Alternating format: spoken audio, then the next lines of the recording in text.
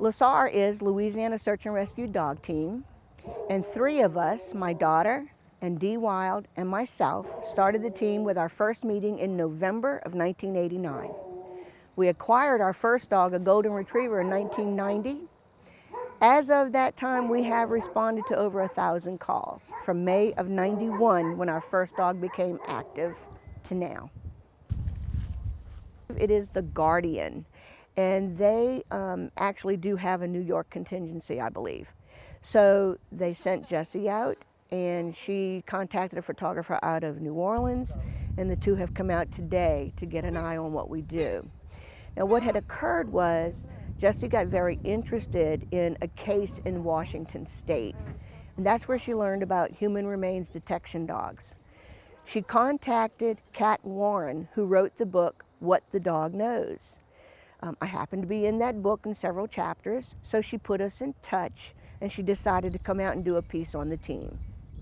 We work in conjunction with the Lasar team. If we have a call of service where we're looking for a body, whether it's in the water or on land, whether it's the possibility of it being a recovery or a rescue, we can tap into their resources. They have dogs that detect human remains, which would go along with the recovery aspect, whether it's on land or in the water, to where they can track someone that's has Alzheimer's or dementia, special needs patients, whatever the handicap may be.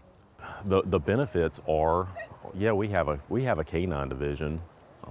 We have a bloodhound. We're limited in those resources though. We have 1 bloodhound.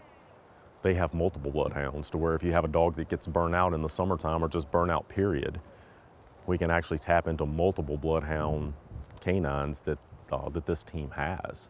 We don't have any human remains detection dogs. This team does. So that helps us if we're doing a land search, looking for someone who may be deceased, or we've got more navigable waterways in St. Tammany Parish than anywhere in the state. So we have boating accidents, we have drownings. Those things happen in our parish. So if we have a large area to search, whether it's a large area or a small area, we can always reach out to the Lasar team and tap into those resources. It's just another tool in the toolbox of the Sheriff's Office.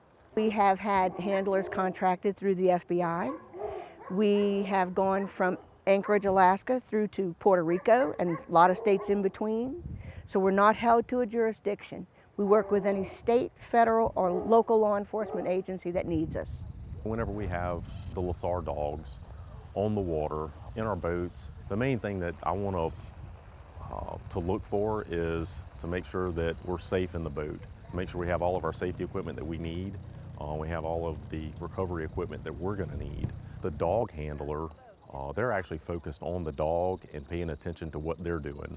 They may not see a snag that we're going to have to go by or even brush or even bump. So there's constant communication, whether it's verbal or nonverbal communication, between the boat operator and the dog handlers. And that's why it's very important for us to get together from time to time and to work with some of the newer people on the team, even some of the older people of the team, that just so there's an open line of communication. There was a time when we did dual train our dogs for both live and recovery work. However, law enforcement seems to feel that the single-purpose dog is the stronger dog. So we now have dogs that either do live find, rescue work, or recovery work. If you do recovery work, you do both land and water. You do buildings and vehicles, because you will work a homicide or a scene. So they have to be prepared for those. It's not specific to a breed of any kind, it's strictly within the training. If we do live work, then we're teaching either tracking, trailing, or area search, where there is no track to follow, and the dog strictly works on the air currents until it locates the scent that you've asked them to find. The importance of this team, the Lasar team, is just, it's a great resource that we have access to, in that we've utilized this team on numerous occasions, numerous calls of service. We are a 501c3 volunteer organization. Everything that we do, from training to veterinary care to feeding the animals, comes out of our own pockets. Most of us still work jobs to be able to do this.